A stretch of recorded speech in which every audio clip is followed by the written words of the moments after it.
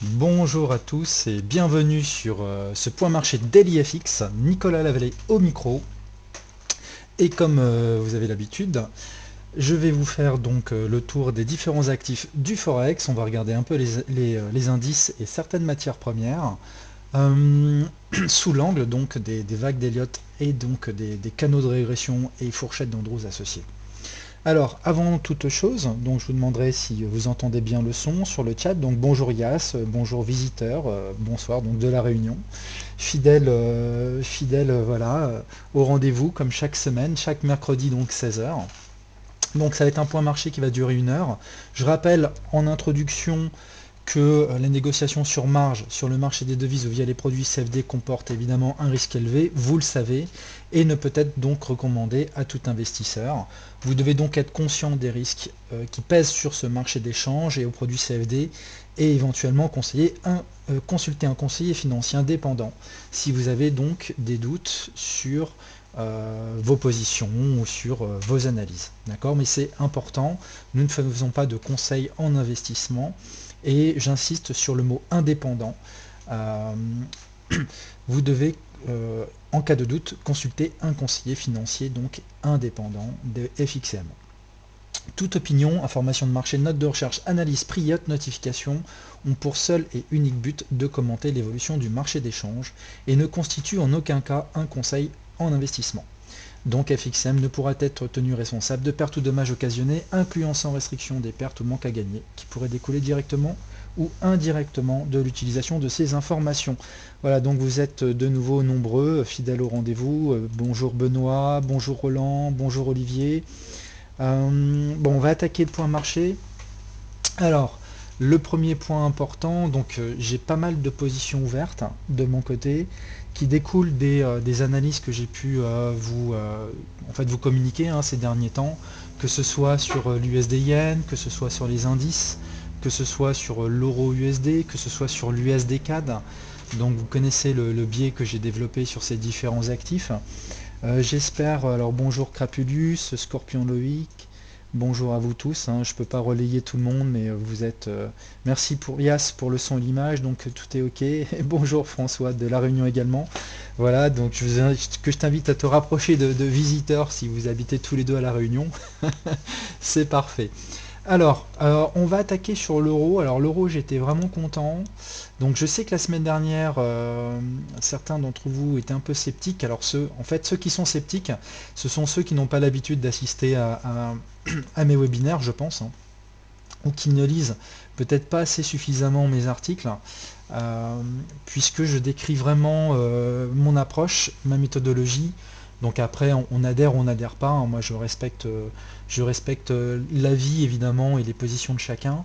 Euh, mais bon, s'il y a vraiment un point sur lequel les outils d'analyse que j'utilise sont quand même vraiment performants, c'est bien ces fameux points de retournement. Et c'est vrai que l'euro sur le 1,13, alors désolé si c'est un peu fouillis, mais comme j'ai pas mal de positions, ça me permettra un petit peu de voir un petit peu ce que j'ai pris de mon côté. C'est vrai que quand on regarde voilà, cette zone des 1,13, je vous avais dit que c'était vraiment une zone de cluster intéressante. On avait des pullbacks sur cette ligne, sur cette oblique. C'était un objectif de vague ABC. Bon, on avait vraiment une zone attractive pour rechercher un short sur cette zone des 1,13 avec un premier objectif qui était un retour sur cette ligne médiane. Donc on l'a percuté. Euh, Moi je pense que ça va aller beaucoup plus bas, donc du coup moi je tiens tout pour au moins aller chercher les indices euh, qui serait donc le bas de ce canal là et éventuellement même les 1,08, c'est-à-dire un retour sur la ligne médiane donc de ce canal baissier que je vais vous remettre en grand, voilà, qui est ici. Donc c'est une fourchette d'Andrews, simplement alignée sur les bas et qui donnait exactement sur le haut eh bien, une réaction vendeuse. On voit très bien que sur le haut de cette oblique, on a eu des mèches qui se sont constituées avec une avalante baissière derrière. Et pour moi, l'avalante baissière était le signe que le marché avait bien vu la zone. Et donc, ça a été mon point d'entrée finalement, short sur l'euro USD, avec donc les objectifs que je viens de vous donner. Ok. Donc, c'est vrai que sur l'euro, euh, Bon, moi j'étais acheteur hein, sur ces niveaux-là, sur les 1,09, 1,010, pour viser les 1,13. Et c'est vrai que maintenant, dans une optique où on va développer un grand triangle, hein, je vais essayer de vous retrouver cette vue, bon, que vous connaissez hein, si vous suivez mes analyses, que vous, que vous connaissez bien. Je vais vous la trouver ici, dans vue moyen terme. Je vais le mettre sur l'euro USD. Voilà, donc là je vais vous le faire apparaître plus nettement. Donc on n'est qu'au début du mouvement hein, pour moi. On retrouve ici hein, le canal baissier, donc une mini MLH en fait, d'un grand canal de régression baissier, avec potentiellement une structure en triangle qui apparaîtrait de cette façon-ci, donc l'oblique supérieur, qui serait donc synonyme de vague 4, hein, un triangle en vague 4, avec donc une continuation de la baisse sur l'euro USD, qui n'est pas, en fait illogique, hein, parce que bon, on sait que derrière on a Super Mario qui pousse hein, pour un euro faible. Donc d'un point de vue fondamental, on a des raisons de se dire que l'euro a encore un potentiel à la baisse. Quand on voit que la Fed est dans une politique de remontée des taux, bon, on peut se dire quand même que le différentiel entre l'euro et l'USD est en faveur du dollar et que donc l'euro USD devrait se déprécier. Donc c'est vrai que cette zone-là était pas mal. On voit nettement le pullback ici hein, en vue hebdomadaire avec une vraie vague 1, 2, 3 qui a donné donc un objectif d'expansion pile sur le niveau des 1,13. Donc c'est vrai que ça c'était une zone attractive pour shorter et on peut voir le potentiel à la baisse. Hein. Si on a vraiment une structure en triangle qui se forme, vous voyez on peut descendre jusqu'à 1,06. Bon moi je me donne des objectifs un peu moins élevés, mais il n'est pas impossible que si mes indices sont atteints, que je laisse courir un solde, évidemment. Bon alors pour François, je vais transférer ton numéro, j'espère que voilà, vous en ferez bon usage évidemment.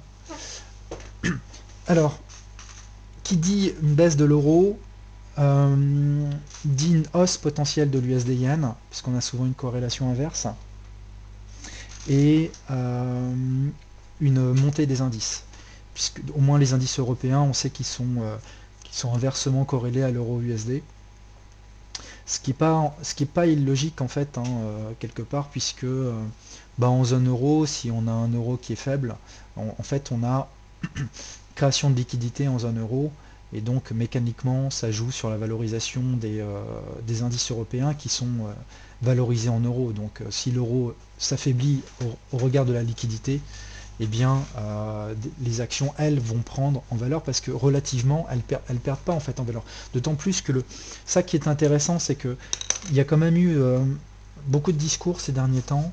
Il faut quand même que je m'explique là-dessus.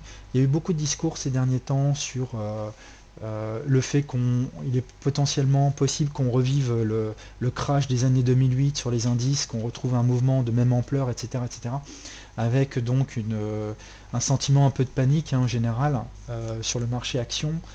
Franchement, il faut, je pense, prendre du recul par rapport à ça. Et je pense que quand un consensus commence à se former sur du fondamental, c'est là où le marché aime bien agir en contre-pied. Hein. Parce que de toute façon, dites-vous bien que les grosses mains, pour qu'elles puissent intervenir sur les marchés, vous pensez bien qu'elles vont en général essayer d'agir en fait avec discrétion. Elles vont masquer en fait quelque part leur prise de position. Donc ça les arrange en fait de surfer sur des news un peu comme ça, parce qu'elles vont trouver une excellente contrepartie en face. Si on va dire les particuliers ou voilà se mettent en masse d'ailleurs c'est pour ça que le SSI FXM est intéressant à observer, parce que souvent les grosses mains vont à l'envers des particuliers, puisque les particuliers sont une contrepartie, j'ai envie de dire simple et efficace justement pour ces grosses mains, puisque pour prendre position, il faut bien quand même, si vous achetez, il faut qu'il y ait quelqu'un qui vende en face. D'accord. Donc pour le coup, quand il y a quand les médias commencent à parler d'une information et que ça arrive au grand public, c'est qu'en général cette information ne vaut plus rien et que ça va être de belles opportunités pour les grosses mains, les smart acteurs, d'aller un petit peu contre la news. D'accord. N'oubliez pas une chose, c'est que le marché, le but du marché, c'est vraiment d'anticiper. Donc quand une news arrive au grand public, le marché l'a déjà pricé depuis longtemps. Et c'est là où les particuliers s'engouffrent par méconnaissance des marchés financiers, et c'est là où les grosses mains, elles, se désengagent. Bon, puis vous connaissez un petit peu après ce que ça peut donner, hein. Ça peut donner des ETE, des ETI, qui donnent donc une traduction chartiste et graphique sur les marchés, sur vos graphiques à vous. Et donc nous, en tant que, on va dire, traders aguerris, avertis, on repérera ces mouvements de cette façon-là et on se positionnera donc dans le sens des smart actors, avec certes un peu de retard souvent, mais, mais au moins dans le sens d'une tendance qui, qui, qui, qui sera soit naissante, soit en plein développement. Donc ça, euh, alors oui, Vincent, alors je vais publier le commentaire de Div. Donc Vincent donne un achat vers alors indice 80, c'est ça. Euh, alors les indices sont ici. On va voir ce que ça va donner en vue H4. Moi je pense pas, hein, parce que je vois vraiment des vagues en 3 temps. On est en tendance baissière jusqu'à preuve du contraire. Euh, on peut voir vraiment une vague en 3 temps ici, une vague en 3 temps et de nouveau une vague en 3 temps. Et ça, c'est symptomatique d'une structure en triangle. Les structures en triangle développent des vagues en 3 temps en leur sein. Et en général, on a 5 vagues. Donc ici, on a eu une vague 1, une vague 2, une vague 3, une vague 4 et une vague 5. Donc je m'attends, si mon décompte est le bon, à ce qu'on ait quelque chose de ce genre, avec derrière une dernière vague baissière pour l'euro USD, avant que le grand move, cette grande tendance de baisse soit terminée et qu'on assiste à un retracement de bien plus grande ampleur. Donc moi je pense pas. Je pense que raisonnablement euh, que l'euro peut vraiment aller rechercher les 1,06, euh, même si effectivement il y a des objectifs intermédiaires. D'accord. On voit ici qu'il y a des zones de support. Évidemment, tout ça, ce sont des zones Quand vous arrivez, ça c'est un point, c'est quand même un point important que je vais quand même présenter. Euh, il y a quelque chose sur lequel qu'il faut absolument, j'ai envie de dire, comprendre, c'est qu'il faut embrasser l'incertitude. C'est vrai que parfois quand je parle en fait de façon très convaincue, euh, bon bah déjà je tiens à signifier que je le fais parce que c'est un webinaire et que un webinaire il faut qu'il soit dynamique, il faut, il faut qu'on ait confiance en ce qu'on dit et évidemment ça nous comment dire ça nous impose d'avoir une certaine conviction sur nos schémas d'analyse et une certaine confiance en nous. Et c'est très important parce que sinon on ne peut pas faire de webinaire. D'accord. Donc cette confiance, elle arrive avec le temps, à force d'avoir mangé du graphe et encore mangé du graphe, et avoir développé finalement vos propres systèmes d'analyse.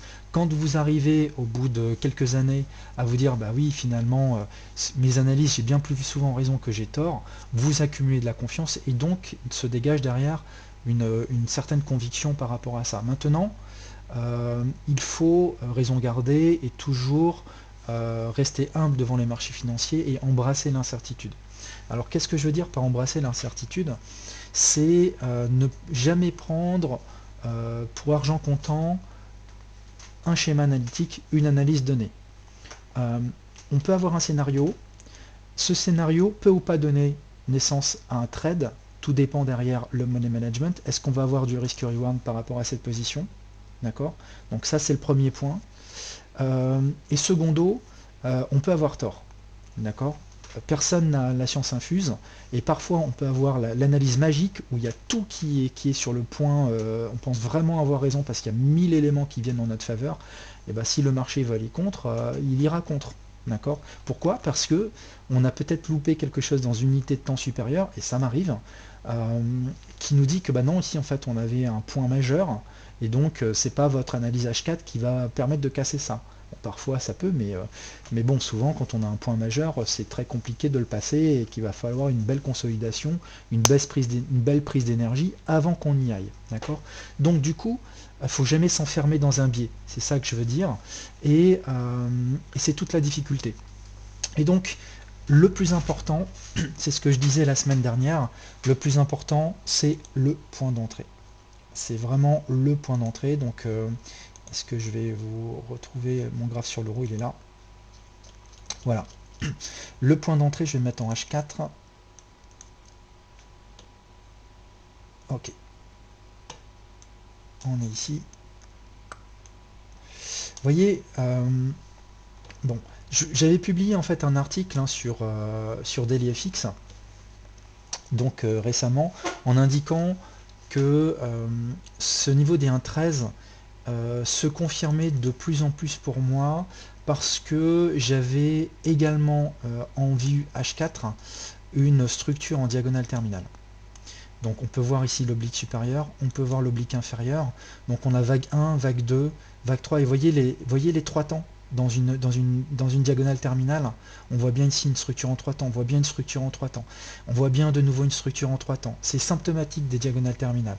Et donc quand on casse, eh bien c'est signe que on a un retournement qui est en cours. Donc c'est la raison pour laquelle j'ai pris relativement tôt. Bon, moi j'avais vraiment une forte conviction sur cette zone là, mais sur cassure de cette oblique qui était ici, clairement pour moi c'était le signe qu'on pouvait y aller. D'accord. Donc vous voyez, j'ai pris un point d'entrée très on va dire très agressif. Et j'ai renforcé parce qu'en fait en intraday ici on forme un petit range et ce range est en train d'être cassé par le bas, et donc j'ai baissé mon stop sur le dessus du range, et ce que j'avais donc gagné en amplitude entre mon point d'entrée et le niveau des cours actuels, je l'ai réinjecté donc en renfort sur la cassure de ce range, et donc j'ai pu le faire puisque j'ai baissé mon stop. Donc ça c'est une technique de renfort qui me permet finalement de renforcer une position sans augmenter mon risque de départ, puisque vous voyez j'ai mon stop qui est sur mon point d'entrée médian. Sachant que quand on est arrivé sur la ligne médiane, j'avais pris des bénéfices par rapport à cette position, donc je suis largement gagnant. Mais ce que je veux vous expliquer, c'est que, bon, j'aurais même plus, franchement, en H4, il y avait matière à faire déjà ici. Quand on voit en fait ce genre de structure, vous voyez un petit peu comment le marché rejette les 1,13 avec formation d'un doji qui est un peu ressemble à une petite étoile du soir. Derrière on a des bougies de retournement. Déjà là il y avait des choses à tenter éventuellement avec un stop de façon évidemment très agressive, avec un stop sur les derniers hauts.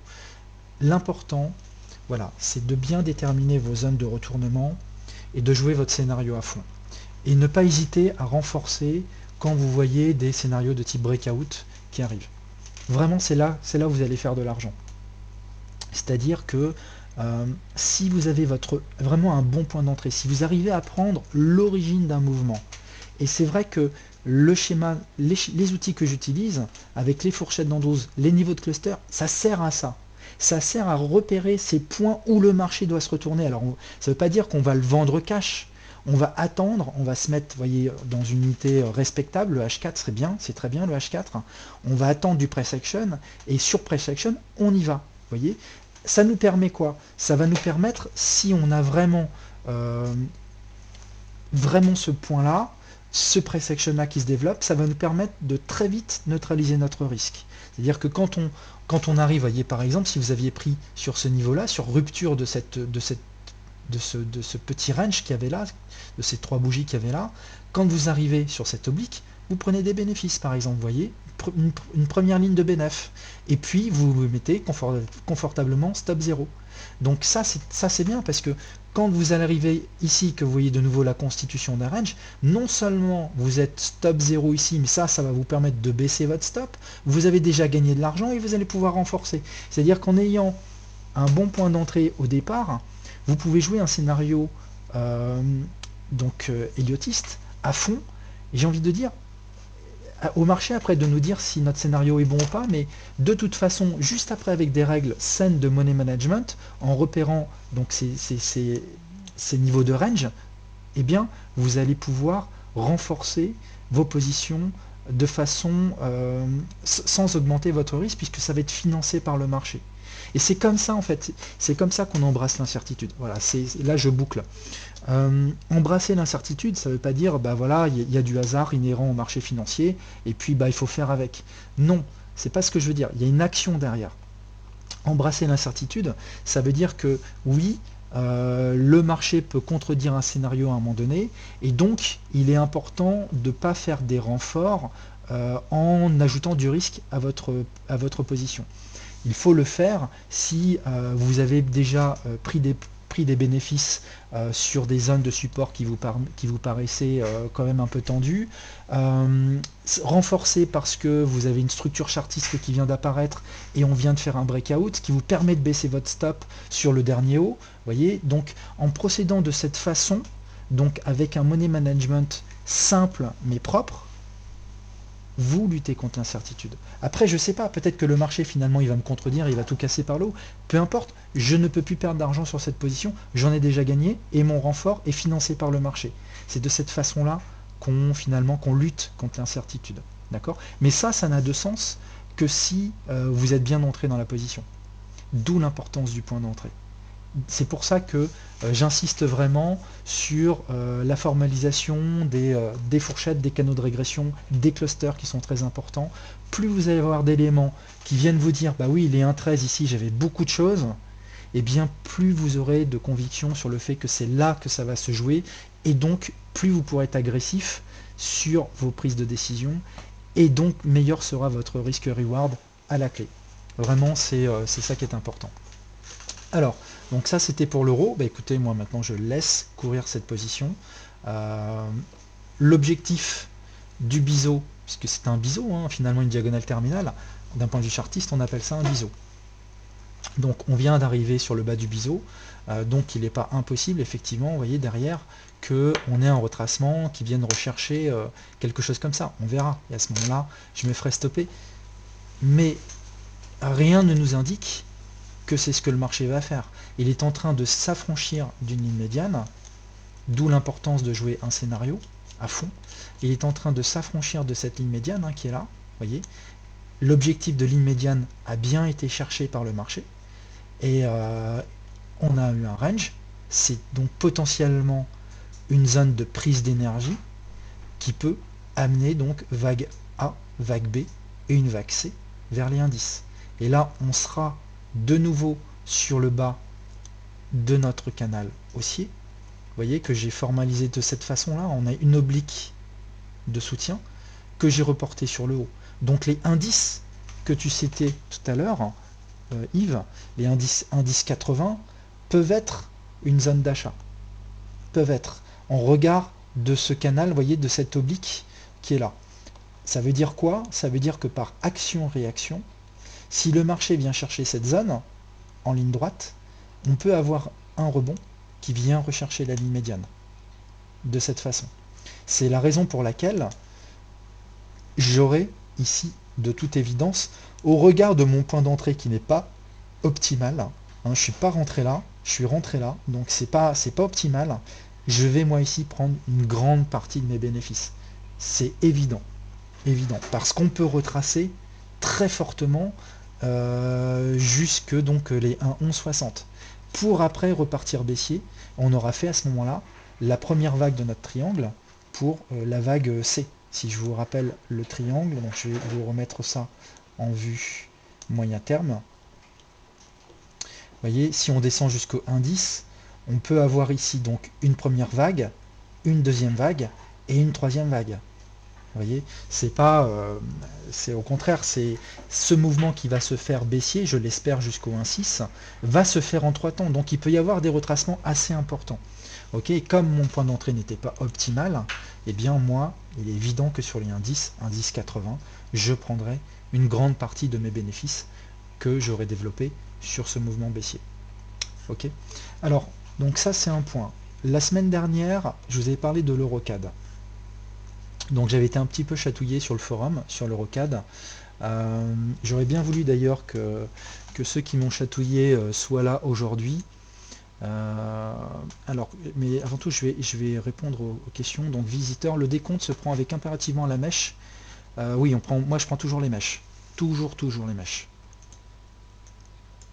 Alors, vous n'avez pas redonné la vente sur Eurocad, celle de la semaine dernière était invalidée, donc stoppée, mais je suis vos analyses, elles sont très intéressantes, merci pour votre travail. Donc merci à toi Yves. Alors oui, c'est vrai qu'on a eu un faux départ sur l'Eurocad. Alors ça ne change absolument en rien, je vais cacher ça, pardon, ça ne change en rien du tout mon analyse de fond. Moi, pour moi, l'Eurocad, je suis toujours baissier au regard de la configuration hebdo que je vous avais présentée la dernière fois. Hein.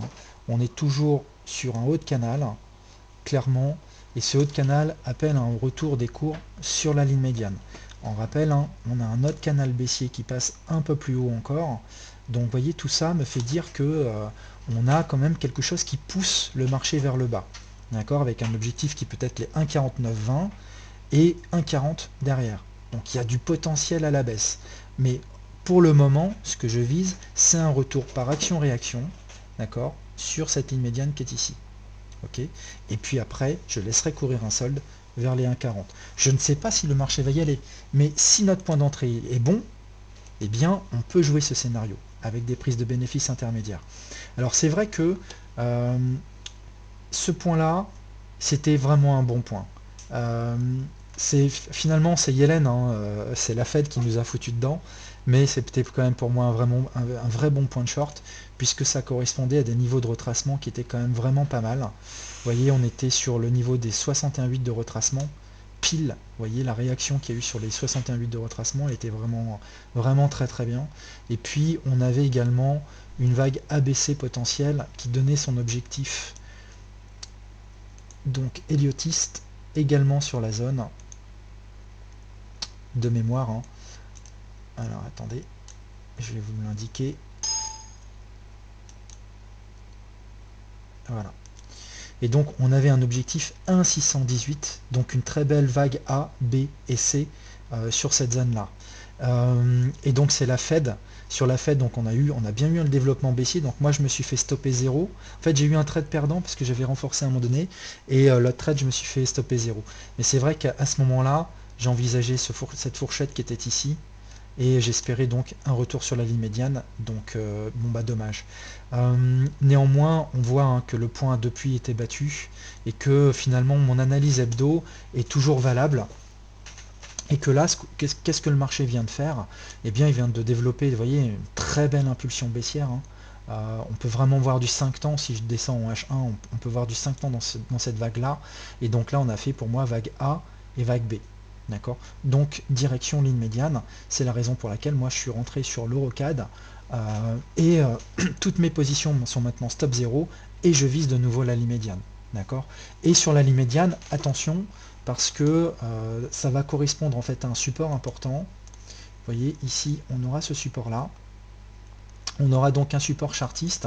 On aura également donc la ligne médiane de cette fourchette d'Andrews. Et on peut éventuellement, on va le faire ensemble. Donc j'enlève cette expansion qui ne nous sert plus à rien. Est-ce que je vais y arriver? Voilà. Donc pour calculer l'objectif de cette vague, donc A, B, C ou 1, 2, 3, on va y mettre, donc j'enlève les niveaux de retracement, on va y mettre une expansion Fibonacci en partant du sommet et en prenant en compte donc la mèche, très important, et on va aller jusqu'au haut donc de la figure de retracement que je vais mettre précisément, voilà. Et donc ici logiquement vous avez en fait il y a plusieurs niveaux d'objectifs. Hein. Tous les niveaux Fibonacci peuvent faire l'objet de prise de profit. Si vous aviez pris, si vous aviez par exemple, si vous avez pris par exemple position, ce qui était mon cas, sur rupture de cette structure qui était ici. Donc moi j'ai pris, voilà. Donc je suis pas super bien entré. Si j'étais rentré tout là-haut, franchement, je suis prêt à laisser. Si j'étais entré tout là-haut, mon plan c'est prendre un TP1 sur les 100%, au cas où on aurait une vague A, B et C, ici, et je laisse un solde traîner avec nouvel objectif sur les 1,618 et puis le reste que je laisse sur mes objectifs en fait hebdo. D'accord, c'est la façon dont je procéderai. Mais comme je suis entré ici, eh bien ce qui peut se passer, c'est que le marché vienne là, rebondisse sur la ligne médiane et puis vienne super haut en retracement. Vous voyez, qu'il aille par exemple chercher quelque chose comme ça. Donc si c'est le cas, franchement, gros regret de ne pas avoir pris des bénéfices là, alors que vous étiez rentré ici. Vous voyez, moi je suis rentré là avec un stop qui est ici. Donc quand on calcule, mon stop de départ était de 100 points. Si je vais jusqu'ici, je suis à un risque-reward de 1 pour 3,5. C'est magnifique. D'accord? Donc là, c'est évident qu'il faut prendre des bénéfices. Je laisse derrière un solde courir, deuxième prise de bénéfice sur les 1,49 avec un risque-reward de 1 pour 5. Et le reste dans une configuration hebdo. Après, c'est pas impossible que je renforce si je vois des ranges intermédiaires qui se constituent. Mais nous n'en sommes pas là. Ok? Alors, commentaire de la part de François. Avec le timing est essentiel pour la réussite en trading. Oui, c'est vital. En fait, il faut absolument croiser les prix avec le timing. Beaucoup d'analystes ne parlent pas du timing, parlent uniquement des prix. Et pour moi, il manque une dimension. Le trading, c'est vraiment... pour moi, on va dire qu'il y a... Allez, on peut dire, vous le savez, ma façon de procéder, hein, pour moi, il faut répondre à 5 questions quand vous tradez. La première question, c'est quoi? Qu'est-ce que je cherche à faire? Est-ce que je cherche à acheter ou est-ce que je cherche à vendre? Ça va dépendre du biais que vous avez et donc de l'analyse idiotiste que vous avez. Le ou c'est le prix. C'est quels sont les niveaux de support, les niveaux de repli ou de rebond pour lesquels vous voulez entrer en short ou en achat. Donc le prix. Et quand, c'est le timing. Donc là, déjà, avec ces 3 questions, vous pouvez trader. C'est-à-dire vous savez dans quel sens, vous savez à quel niveau de prix, et vous savez quand. Donc, et c'est le plus dur. C'est vraiment le plus dur. Mais une fois que vous avez ça, reste le plus facile. Le plus facile, c'est comment. C'est quelles sont vos règles de money management. Dire, c'est quoi votre stop, quels sont vos TP1, TP2, TP3, donc quel est le risque reward médian que vous allez avoir derrière. Donc ça, c'est le comment. Et le combien. Et le combien va dépendre de la qualité de la situation que vous tradez.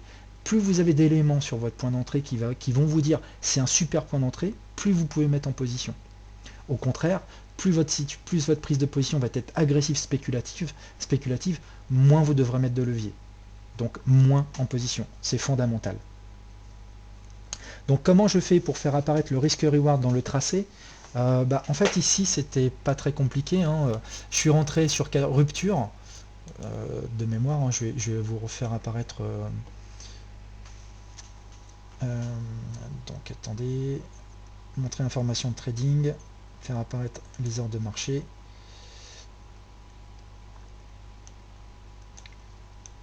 Bon alors j'ai eu en fait une entrée extrêmement agressive en fait ici, qui s'explique de la façon suivante. Quand vous voyez l'importance des points d'entrée, c'est bon, ça c'est pas forcément évident de trouver ces points là. En fait ici on était sur plusieurs choses. On était sur un niveau de retracement 38,2 de cette baisse qui était là. Donc là j'avais en fait une résistance Fibonacci. On était également sur un niveau 61,8 de vague ABC. Donc en fait sur le niveau que j'ai shorté là, on avait un cluster Fibonacci. Donc on était là. Donc moi j'avais mis un stop de 50 pips. Je suis rentré là, le marché a voulu partir là, donc tant mieux. Mais on avait en fait ici en fait un cluster. D'accord? Donc je suis rentré de façon très agressive avec un stop légèrement au-dessus que j'ai ensuite mis sur mon point d'entrée médian quand j'ai shorté en fait la rupture de cette structure, donc ABC. Vous voyez ici on avait en fait une oblique supérieure, une oblique inférieure, sur rupture, c'était rupture du range, et donc j'ai renforcé ma position. Pourquoi? Puisque ça me permettait de baisser mon stop sur mon point d'entrée médian. Donc ça, c'est ce qui m'a permis de trader. Ici, vous voyez, j'aurais pu prendre un TP. Vous voyez comment la ligne médiane fait réagir les cours. On a une fourchette d'Andrews que je positionne sur le haut, donc vague A ou 1, vague B ou vague 2. Vous voyez, tout de suite le marché prend des bénéfices sur la ligne médiane. Donc là, j'aurais pu, moi j'ai une vision beaucoup plus ambitieuse sur l'Euro 4, donc je laisse pour le moment. Ça ne me dérange pas en fait que le marché retrace, puisque j'ai mon stop qui est beaucoup plus haut. Si le marché devait remonter jusque là, c'est qu'a priori il va casser la fourchette. Donc je suis dans autre chose. Mais je ne pense pas. Je pense au contraire qu'il peut même enfoncer, puisqu'il est en train d'attaquer le bas, voyez, de la précédente vague. Donc je crois vraiment dans un scénario baissier. Mais voilà, ça c'est ce que je voulais vous expliquer, c'est les logiques en fait d'entrée qui se basent sur des niveaux de cluster, qui me permettent après, avec des fourchettes, d'appliquer des niveaux de prise de bénéfices intermédiaires, et puis d'avoir en fait un money management cohérent. Vous voyez par exemple quand on est ici, si je prends sur rupture, prendre sur rupture, est-ce que ça aurait été bon par exemple en termes de money management pour viser un retour sur la ligne médiane?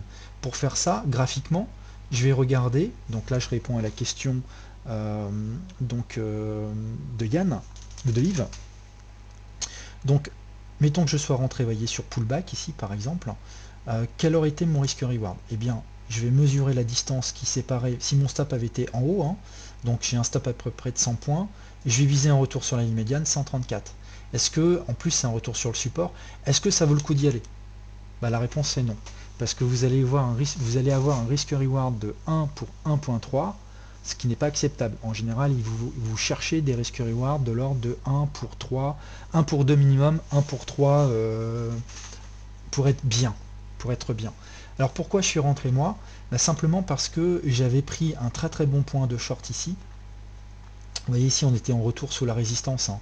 Là j'avais pris une position qui datait du 15, j'avais pris des bénéfices ici et franchement tous les bénéfices que j'avais pu prendre là, j'avais d'autres structures, je les ai réinjectés là, d'accord? Donc pour le coup j'étais déjà financé par le marché sur cette prise de position, ok? Maintenant quand on regarde cette position qui était là, vous allez me dire mais oui mais je viens de vous expliquer que j'avais un risque reward de 1 pour 3 pour viser ça, ok? Sauf que moi mon point d'entrée médian était là. Donc du coup, ça me donnait un risque-reward bien plus important dans l'optique où je prenais mes bénéfices ici, hein. Ce qui n'est pas le cas, mais c'est pour vous montrer ça de façon pédagogique. Vous voyez, avec finalement une entrée médiane ici, ça me faisait 66 pips de stop pour aller chercher 160. Et donc là, on est sur du 1 pour 2,5. Donc du coup, c'est un renfort acceptable. De toute façon, il n'y a pas de renfort acceptable si ça ne vous permet pas de baisser votre stop. D'accord? Un renfort ne doit pas amener une prise de position, un risque supplémentaire, c'est-à-dire un risque financier. Une pyramidation, ça ne veut pas dire que vous allez... comment je veux dire ça? Une pyramidation, ça doit être entièrement financé par le marché. Et pour financer pour que ce soit financé par le marché, c'est soit que vous aviez pris des bénéfices avant que vous réinjectez sur le marché, donc à ce moment-là c'était des gains que vous aviez et que vous réinjectez, donc tout va bien, ou alors c'est parce que vous pouvez baisser votre stop sur des positions qui sont en gain latent. Et donc ce faisant, puisque vous baissez votre stop, eh bien ça veut dire que des gains latents deviennent fermes, puisque peut-être que votre stop du coup est après votre point d'entrée, et si ce n'est pas le cas, ça veut dire que le risque financier que vous preniez sur la première position est diminué, puisque vous avez baissé votre stop, et donc ce risque, vous pouvez le réinjecter dans le renfort. Ce faisant, vous n'avez pas de risque supplémentaire sur la position globale. Et donc, c'est un renfort qui a du sens d'un point de vue money management. Voilà. Merci François, c'est vrai que c'était intéressant. Bon, c'était quand même un peu tendu parce que c'était pas non plus une expansion pure et dure. C'était pas du. Vous voyez, j'avais pas une vague A égale C, donc c'était pas évident. C'était quand même pas évident. Mais on avait en soutien une résistance qui était claire derrière, et donc c'est la raison pour laquelle je suis entré. Donc on avait une résistance chartiste, un niveau de retracement 38.2, plus un niveau d'expansion relatif à cette structure qui est ici. Et on voit que c'est une structure corrective, on voit des vagues en 3 temps, d'accord? Donc des vagues en 3 temps c'est correctif, et c'est la raison pour laquelle j'ai décidé de réinjecter donc les gains que je vous avais donnés tout à l'heure. Ok, donc ça c'était pour l'Eurocad, je vais basculer. L'USD Yen, donc ça c'est des choses que j'ai données sur Twitter ce matin. L'USD Yen que j'ai trouvé vraiment intéressant. Je l'ai pas pris tôt, Parce que en fait j'étais en train de travailler sur mon article pour DailyFX ce matin, donc je ne l'ai pas pris super tôt, mais je vais vous expliquer la raison de cette prise de position. Alors d'abord on va prendre un peu de recul, donc désolé si c'est un peu fouillis, c'est simplement parce que voilà, je recadre un petit peu tout. C'est simplement parce que j'ai mes vues en fait moyen terme avec mes niveaux journaliers et des prises de position qui peuvent être horaires, du coup tout se cumule. Mais on rappelle, on est sur une zone de cluster, donc pour moi une zone de rebond que j'avais identifiée, pour laquelle j'ai fait un article sur DailyFX il y a déjà à peu près une semaine. Ok, donc on avait identifié que cette zone-là des 110 était une zone attractive pour rechercher des achats. Donc à partir du moment où j'ai une vue moyen terme, swing, qui me dit là, on ne peut plus chercher à vendre au regard de ce drapeau, on ne peut raisonnablement chercher que des achats. D'accord? Ça ne veut pas dire que on va tout casser par le haut, hein. J'en sais rien. Personne en fait n'en sait rien.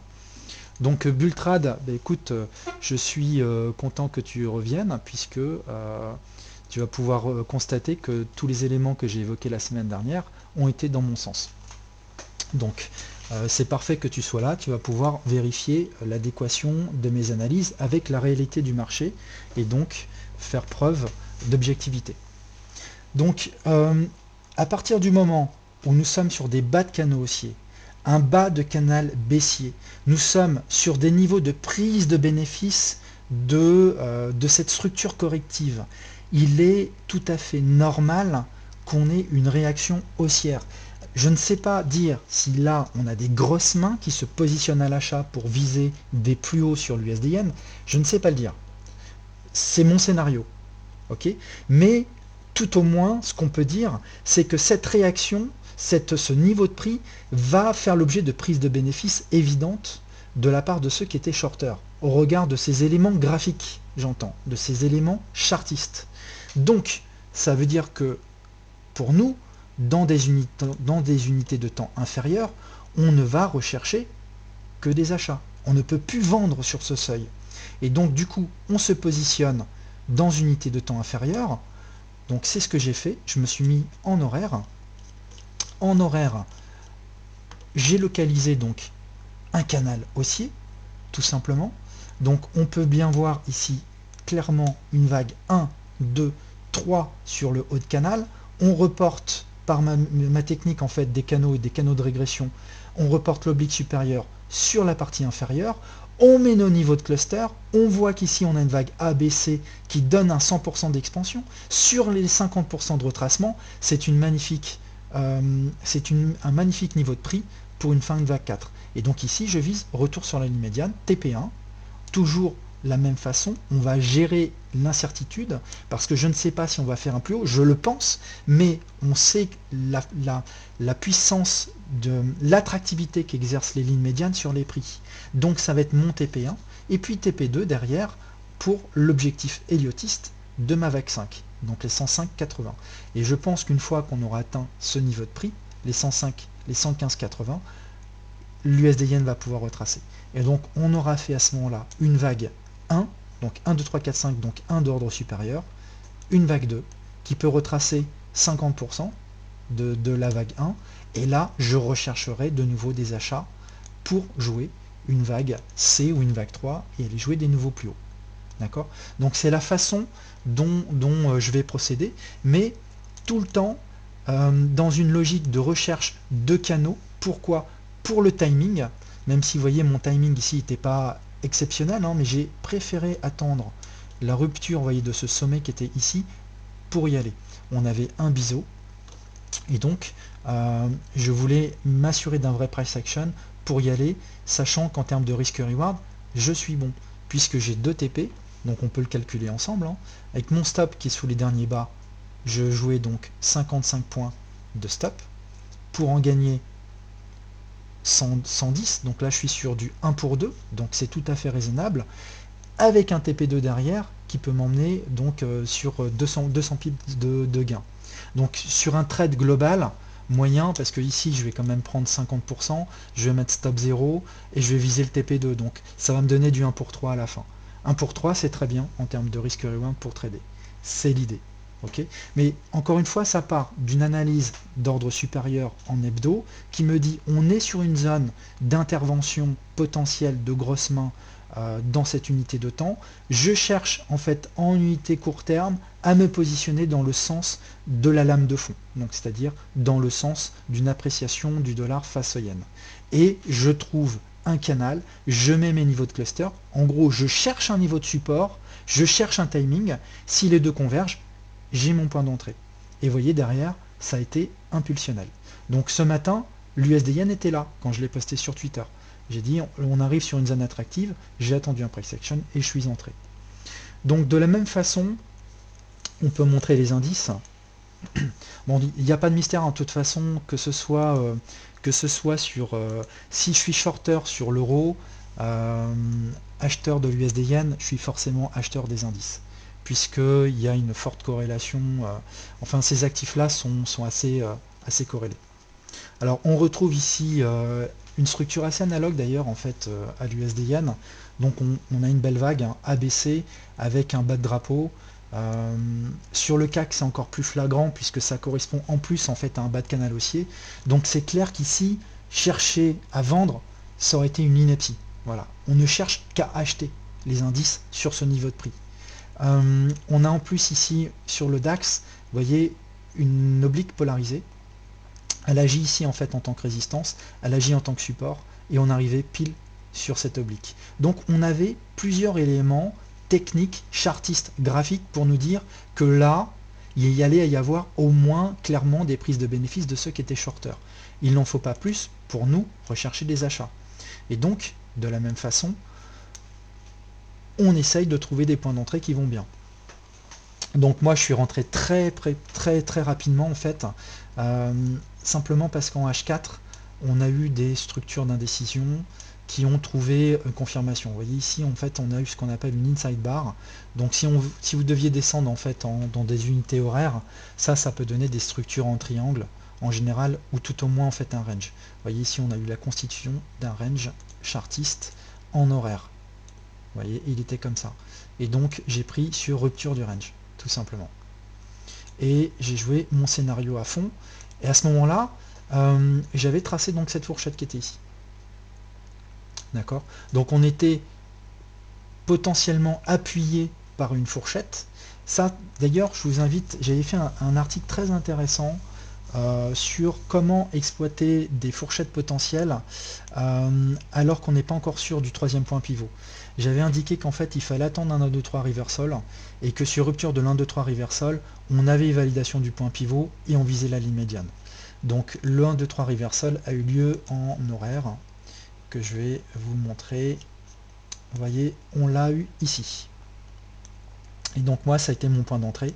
On a eu ici en fait une première vague, 1, 2, et donc sur rupture de la ligne de coup de cette structure, 1, 2, 3 reversal, je suis entré. Et derrière, appuyé par l'analyse que j'avais en hebdo, évidemment, on traite dans le sens de la lame de fond, avec cette fourchette d'Andrews qui donnait des bons contacts sur la partie basse, sur le 1, 2, 3 reversal, et objectif, ligne médiane. Et donc ici, j'ai pris une ligne de profit, qu'on ne voit plus parce que ça s'est déroulé le 15. Okay. Et qu'est-ce qui s'est passé après? On a constitué un nouveau range, et donc j'ai pris sur rupture du range. J'ai renforcé. D'accord? Et le stop que j'avais ici, eh bien ce stop maintenant, je peux le remonter en dessous de mon range. Et c'est la raison pour laquelle j'ai pu renforcer. Pourquoi? Parce que le risque que je prenais sur cette position qui était ici, ce risque avec un stop qui est là, n'existe plus puisque maintenant, quoi qu'il arrive, si le marché redescend là et me stoppe, je suis en gain latent sur cette position. C'est ce gain latent que j'ai réinjecté à ce niveau-ci. D'accord? Donc là, pour le coup, j'ai même eu un stop un peu plus agressif, simplement parce qu'on a eu en fait une bougie un peu en marabouzou qui casse le haut du range, et donc dans ce genre de choses, on peut mettre le stop sous le marabouzou pour ce genre de situation. Et donc là, je vise de nouveau un retour vers les lignes médianes. Donc un TP pour ce renfort vers les 9400. Donc de la même façon, bon, j'ai pris le CAC 40 parce que je ne savais pas quel était l'indice sur les deux qui allait superformer. Et donc honnêtement je l'ai pris aussi et j'ai lissé en fait mes prises de position sur les deux actifs. Quand je ne sais pas lequel va superformer, je prends les deux, et plutôt que de prendre des positions pleines, parce que ça sert à rien de trop s'exposer non plus, j'ai pris des demi-positions en taille de position sur les deux actifs. Voilà. Alors vous voyez l'Eurocad, hein, l'Eurocad qui enfonce. Donc on est très très bien, hein, sur l'Eurocad, donc on va vraiment laisser courir cette position. C'est très très bien. Alors je vais vous parler, pardon, je fais une petite bêtise, je vais vous parler d'un autre actif, le GBP USD, parce qu'on m'a interrogé ce matin sur Twitter, et je vais vous le montrer, donc ça je vais le cacher, je vais vous montrer le GBP USD, et après je vais regarder vos commentaires. Je vais juste vous parler du GBP USD, parce qu'il m'embête un peu. Et je sais que sur Twitter, j'ai des collègues entre guillemets Twitter qui l'ont pris ce matin, et pour moi c'est pas évident. Il n'est pas encore évident à prendre sur ce niveau-là. C'est vrai que quand on voit ce genre de structure, c'est une structure très chevauchante, c'est pas une impulsion. Donc je peux pas trouver du 5 temps là-dedans. Donc ce qu'on est en train de jouer, c'est soit une vague A, B et C, donc avec un point W, donc A, B ou W, X et Y, qui serait donc quelque part dans cette zone-là, soit éventuellement une structure qui peut devenir une structure en triangle. Mais on est contre-tendance sur le GBP, c'est une structure chevauchante, et donc là, toute prise de position doit être vite sécurisée, et surtout levier faible, parce que on trade un retracement, on ne trade pas une impulsion. Donc ça, je tiens vraiment à le dire, le GBP, il reste faible. C'est pas un actif, c'est un actif un peu compliqué, un peu dangereux en ce moment. Néanmoins, si je devais rentrer, quels seraient les éléments? C'est vraiment intéressant de regarder ça ensemble. Alors, c'est vrai que cette zone-là était attractive, puisque c'est les retracements 61,8 de cette vague qui est ici. Donc premier niveau, j'ai envie de dire Fibonacci. Et c'est également aussi, vous voyez, en vague A, B, C de retracement, c'était le niveau 100%. Donc on avait en fait un cluster. Et c'est la raison pour laquelle, vous voyez, le marché a temporisé sur cette zone. Mais j'aime bien, personnellement, en fait le problème ici, c'était pas le prix. Le problème, c'est le timing. Le problème, c'est le timing. Vous savez l'importance que j'ai moi pour le timing. Et là, j'ai pas d'élément de timing qui me dit oui, c'est maintenant. C'est peut-être le prix, mais qui me dit que c'est maintenant. J'ai pas de canal en fait pour m'aider. Je n'ai pas de canal. Et donc, qu'est-ce que je fais dans ce genre de situation? Eh bien, je vais essayer de simuler une fourchette d'Andrews pour laquelle je vais être à la recherche d'une ligne médiane. La ligne médiane, elle est là. Regardez cet angle de marché. Vous voyez comment le marché trouve support sur cette ligne médiane. Vous voyez ici, elle s'est polarisée. Donc, on a bien une oblique. Okay, donc, il nous faut trouver une fourchette d'Andrews qui nous permettrait d'avoir une ligne médiane sur cet angle. Et quand je mets une fourchette d'Andrews sur cet angle, je ne l'ai pas. C'est pas clair. Vous voyez, ici c'est peut-être un peu mieux. On commence à y aller. Mais je pense que là, on serait vraiment au top. Vous voyez, donc sur le niveau en fait 1, 2, 3, 6 en termes d'expansion. Donc sur un niveau de retracement un peu plus fort. Donc je ne sais absolument pas dire si le marché va y aller. Attention, ça peut partir de là, hein, d'accord. Mais si le marché devait aller jusqu'ici, éventuellement en H1, je rechercherai des situations d'un 2-3 reversal pour y aller, parce que là on aurait un risque-reward qui serait vraiment bien, hein. Imaginez si je prends des positions avec un tout petit stop, un stop serré, en termes, même si c'est qu'un retracement qu'on vise, franchement on serait bien, hein. Mais, donc ça serait une première solution, ou alors attendre rupture de ce point-là. Donc le marché ferait une trajectoire comme ceci, voyez, et puis viendrait rebuter sur cette résistance, rechercher la ligne médiane, rechercher le bas de la fourchette qui nous validerait notre fourchette, et en repassant au-dessus, on aurait notre 1, 2, 3 reversal, cassure, je prends, j'ai un stop clair, j'ai un TP1, j'ai un TP2, donc j'ai mon point d'entrée, j'ai mon stop, j'ai mes TP, j'ai mon money management, et j'ai un setup Andrews avec des niveaux de cluster Fibonacci pour venir renforcer mon point d'entrée. Donc vous voyez, c'est objectif. ce sont des règles que j'utilise tout le temps les mêmes. C'est objectif. Après, ça marche ou ça marche pas. Le money management est là, justement, pour faire que l'on soit gagnant sur le long terme. On peut avoir tort, on peut avoir raison. L'important, c'est d'avoir un peu plus souvent raison qu'on a tort.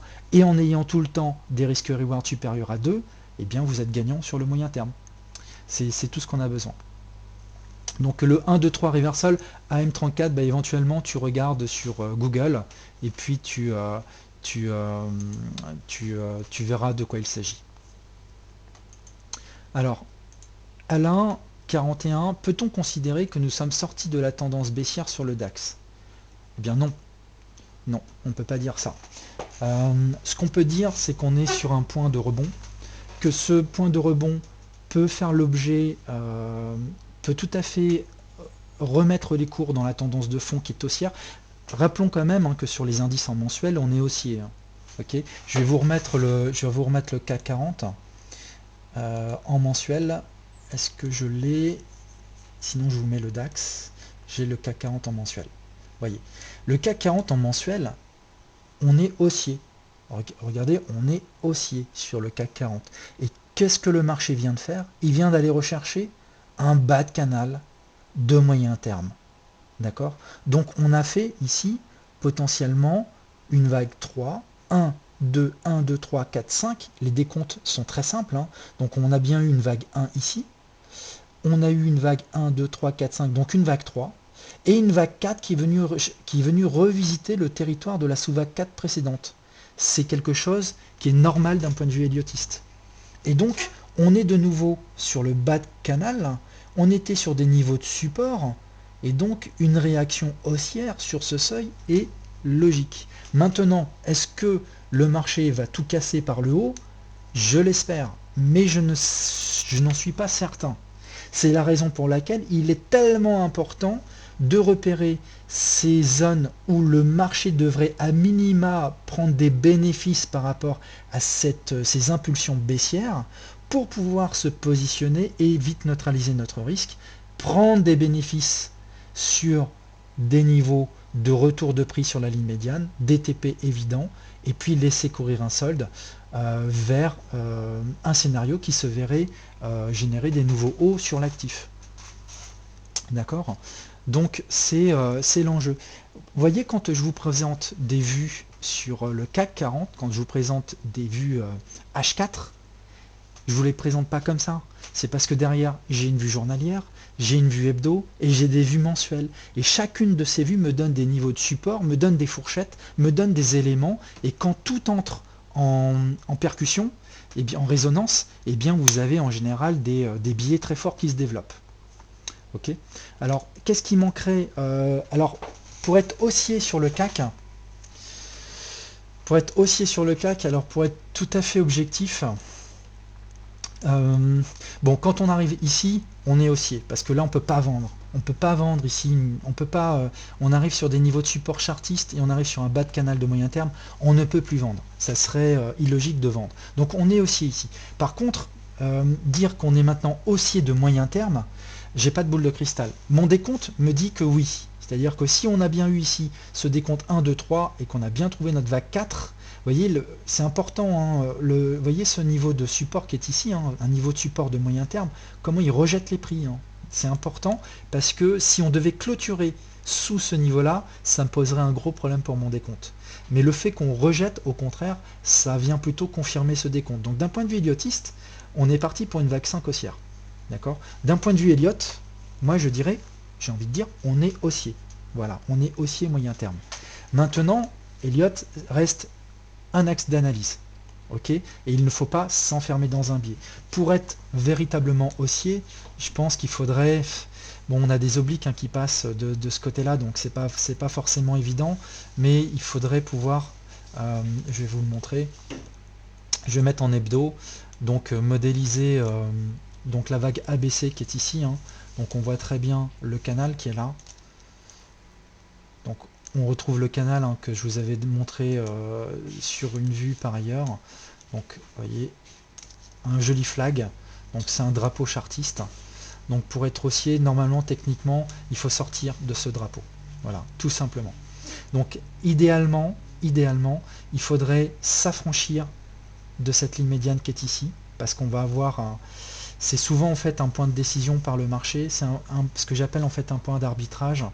Et c'est vrai que c'en est un, parce que on peut, si on n'avait pas ce canal baissier qui était ici en soutien, si on n'avait pas ces lignes de support, si j'avais pas mon décompte, on peut très bien avoir ici une vague ABC X et puis ABC qui nous amène plus bas. C'est-à-dire en fait une combinaison double. Selon mon décompte, ce n'est pas possible. Donc moi je dirais, si on sort de ce canal, eh bien on peut de nouveau avoir un biais haussier et viser des plus hauts sur le CAC. D'accord. Là, c'est un raisonnement purement chartiste, basé en fait sur mon décompte Elliotiste. Si j'avais pas de décompte Elliotiste, je serais pas capable de répondre à la question du directionnel. Alors, Patrick, effectivement, une vague 4 ne doit pas passer sous le sommet de la vague 1. Donc, d'un point de vue Elliotiste, ça, pour ceux qui ne connaissent pas cette théorie, la vague 4 n'a pas le droit de pénétrer le territoire de la vague 1. C'est pas tout à fait exact. En fait, il est convenu que sur les indices, on peut pénétrer tant que ce n'est pas une clôture. Donc il faut en fait, l'esprit en fait, c'est de dire que le sommet de la vague 1 doit agir comme support. Un support clair qui doit rejeter les cours. Voilà. Donc c'est mieux si on ne le pénètre pas du tout le territoire de la vague 1, c'est mieux, on est bien d'accord. Mais si on vient le pénétrer, c'est extrêmement important qu'on clôture au-dessus, que ce support montre qu'il y a un rejet. Voilà. Donc il y a en fait une certaine tolérance pour ce genre de choses. On peut avoir une légère pénétration avec une mèche, mais en aucun cas une clôture. Voilà. Alors, on m'indique qu'il n'y a plus de son. Alors, est-ce que le son est revenu? Petite coupure de son. A priori, mon micro fonctionne encore. Donc, je pose la question sur le chat. Le son est-il OK de nouveau?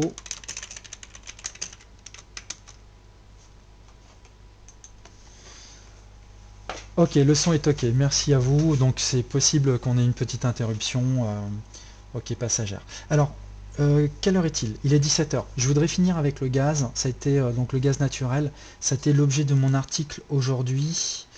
Et ça, je vais quand même en parler. Donc le gaz naturel. Donc c'est très agressif. Je prends juste 2 minutes. Je vous invite à relire donc mon analyse de moyen terme que j'avais fait sur le gaz.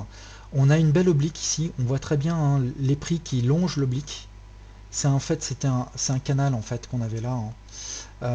Et donc le marché a fait un V-bottom sur un niveau de cluster de moyen terme. Et il s'est affranchi de cette oblique et vous voyez il est en train maintenant de la longer par le dessus. Donc on a une polarisation claire de cette oblique qui se fait. Je compte 5 temps dans cette vague qui est ici. 1, 2, 3, 4 et 5. Vous voyez les bougies ici, je devais regarder que les bougies rouges. J'en ai eu une ici et j'en ai eu ici. Donc 1, 2, 3, 4, 5. C'est une impulsion. Une impulsion est suivie d'une nouvelle impulsion à venir après une phase de retracement. Cette phase de retracement, pour moi, elle vient, je pense, de se terminer ici sur le niveau des 100%. Vous voyez, A, B et C. Donc on est à peu près sur le niveau des 100%. C'est un cluster. On est sur le bas de la fourchette d'Andrews. Moi, je pense ici qu'on peut avoir je pense que le gaz peut avoir terminé son retracement et qu'il peut repartir. C'est la vision que je développe actuellement sur cette matière première. Donc moi, j'ai utilisé en fait un stop très agressif, mais vous pouvez mettre un stop sur le dernier bas et puis viser les 2004, les 2480, c'est-à-dire un retour des prix vers la ligne médiane en TP1 et laisser courir le reste dans une vision swing et moyen terme. D'accord. Donc moi je pars résolument sur une appréciation maintenant des actifs gaz et pétrole. Vous voyez le pétrole, c'était mon article d'hier ou d'avant-hier, je l'ai écrit donc sur DailyFX, j'avais donné ce décompte, vous voyez, 1, 2, 3, 4, 5, donc on a à peu près la même structure, une vague en 5 temps, un retracement en 3 temps, une première sous-vague, et puis vous voyez ici j'avais donné, attention, 32, 32, 50 achat. Et vous voyez, le marché il a réagi sur les 32 piles. Et on est reparti en impulsion. Donc après, ce qui peut se passer éventuellement ici, bon là on avait un support, hein.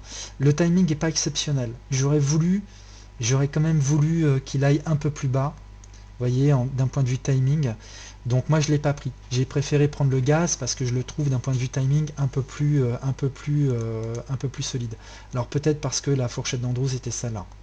D'accord. C'est vrai qu'en étant sur la fourchette d'Andrews initiale, objective, on y était.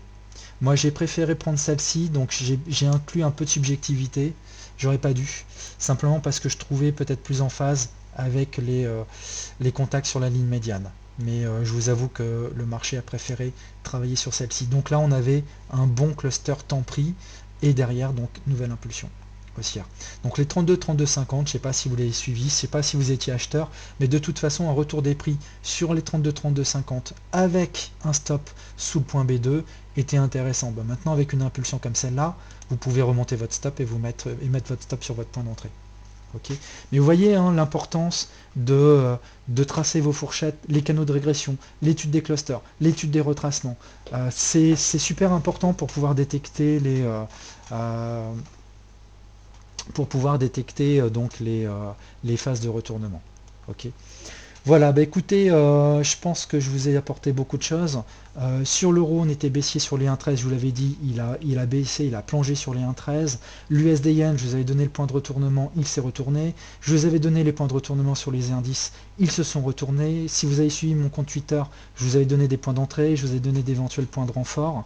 Sur l'eurocad, on est baissier, je vous l'avais dit, même si je me suis fait stopper 0 la semaine dernière, sur un signal qui me semblait pourtant être vraiment excellent. Je l'ai repris et je suis de nouveau baissier et largement en gain avec un retour ligne médiane dans un premier temps et swing par rapport à mon analyse hebdo. Je pense que je vous ai donné pas mal de choses.